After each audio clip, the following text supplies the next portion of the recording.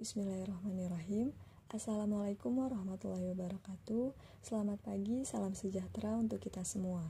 Terima kasih kepada Bu Tiara Triana selaku dosen pengampu mata kuliah Perencanaan Industri Metalurgi. Sebelumnya, izinkan kami memperkenalkan diri. Nama saya Tias Naila Adhaisya, MPM 1815, bersama beberapa rekan saya yaitu Aliman Rafi 1801, Afgan Puji Laksono 1811, dan Alvin Syah Alam 1842. Pada kesempatan kali ini, kami akan memaparkan hasil diskusi kelompok kami mengenai perencanaan industri, dalam hal ini industri logam yaitu besi baja. Berikutnya akan dilanjutkan oleh rekan saya. Selanjutnya adalah outline yang akan kami bawakan, di mana ada cadangan dan ketersediaan, kemudian ada perkembangan nilai investasi, kemudian ada potensi permasalahan, teknologi pengolahan, aspek pasar, dan produk hasil dari perusahaan ini. Menurut Badan Geologi, per Desember 2018 didapatkan data logam, diantaranya adalah tembaga, besi, emas, nikel, perak, bauksit, timah, dan emas aluvial. Selanjutnya adalah perkembangan nilai investasi industri logam, yaitu di mana investasi ikut andil dalam mendongkrak pembangunan ekonomi suatu bangsa. Dalam ekonomi makro, investasi juga berperan sebagai salah satu komponen dari pendapatan nasional, yaitu produk domestik bruto. Investasi memiliki hubungan positif dengan PDB atau pendapatan nasional. Jika investasi naik, maka PDB juga akan naik. Begitu sebaliknya, saat investasi turun, maka PDB akan ikut turun. Untuk menumbuhkan suatu perekonomian dibutuhkan pembentukan modal sebagai tambahan stok modal. Pembentukan modal tersebut dipandang sebagai pengeluaran yang akan menambah kesanggupan suatu perekonomian untuk menghasilkan barang-barang maupun sebagai pengeluaran yang akan menambah permintaan efektif seluruh masyarakat. Oleh karena itu, tingkat pertumbuhan ekonomi yang tinggi dan berkesinambungan pada umumnya didukung oleh peningkatan ekspor dan investasi. Bisa dilihat dalam slide grafik ini. Dari tahun 2012 hingga 2020, grafik tersebut dikatakan naik. Hal ini mengatakan bahwa investasi dalam logam sangat menjanjikan. Berikutnya juga ada beberapa potensi dan tentunya ada permasalahan. Adapun potensi yang dapat dimanfaatkan diantaranya adalah masih tingginya kebutuhan pasar domestik khususnya untuk produksi besi baja, kemudian tersedianya sumber daya lokal yang cukup besar khususnya untuk industri bukan besi, lalu tersedianya teknologi yang lebih maju yang dapat mendorong efisiensi produksi lebih lanjut, serta adanya aliansi strategis dengan sumber atau pemilik teknologi maju di dunia. Namun dalam pengembangan industri logam nasional tentunya tak lepas dari beberapa permasalahan. Salah satunya yaitu beberapa jenis industri yang menghadapi kendala ini dalam hal penyediaan bahan baku yang harus memenuhi spesifikasi dan standar kualitas tertentu, di mana hal tersebut menyebabkan ketergantungan yang tinggi terhadap impor. Itu merupakan salah satu permasalahan yang ada.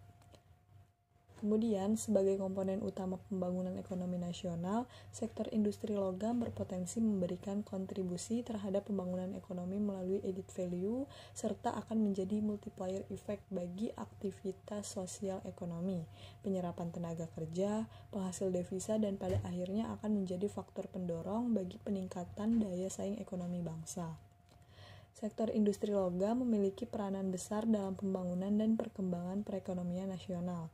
Hal ini terbukti dari hasil produksi industri logam adalah bahan baku utama bagi kegiatan sektor industri lainnya seperti permesinan dan peralatan pabrik, otomotif, maritim, dan elektronika.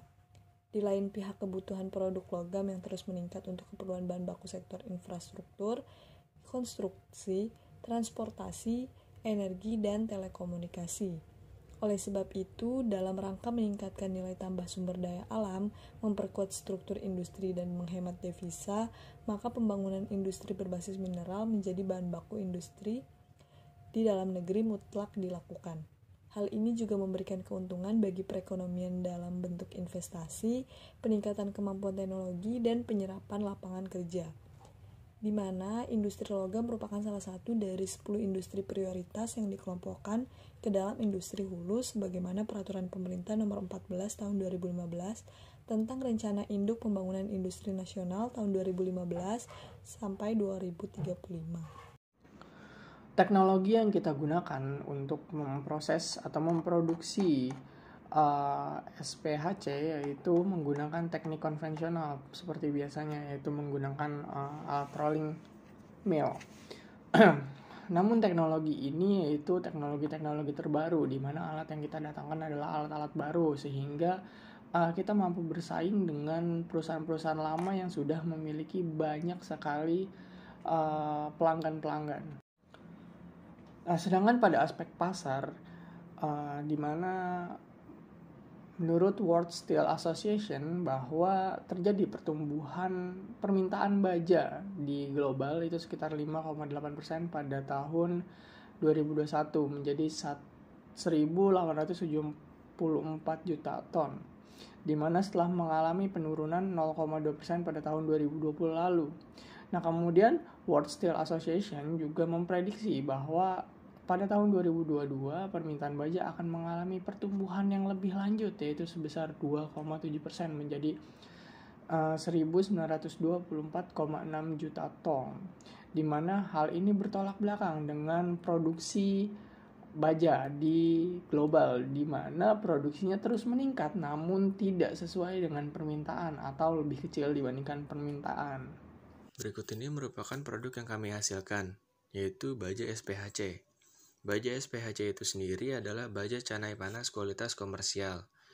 SPHC merupakan kelas material dan penunjukan yang ditentukan dalam standar JIS G3131. JIS G3131 adalah standar material Jepang untuk baja canai panas. Baja canai panas kualitas komersial merupakan baja yang tujuannya dapat digunakan secara komersil dan mencakup berbagai lembaran logam. Baja SM570 merupakan salah satu contoh baja canai panas, tetapi secara khusus digunakan untuk struktur yang dilas karena memiliki kekuatan material yang tinggi. Spesifikasi dimensi baja SPHC yaitu untuk ketebalan yang berlaku sebagaimana didefinisikan dalam standar JIS G3131 adalah mulai dari 1,2 mm hingga 14 mm. Namun lebar material tersebut berkisar antara 2000 mm. Sedangkan untuk komposisi yang dimiliki oleh baja SPHC menurut JIS G3131 adalah sebagai berikut. Persentase maksimum karbon yang dimiliki adalah 0,15%, persentase mangan yang dimiliki adalah 0,60%, persentase fosfor yang dimiliki adalah 0,050%, persentase maksimum sulfur yang dimiliki adalah 0,050%, dan sisanya adalah persentase besi atau Fe dengan sedikit pengotor yang dapat diabaikan. Cukup sekian yang dapat kami sampaikan. Kurang lebihnya mohon maaf. Wassalamualaikum warahmatullahi wabarakatuh.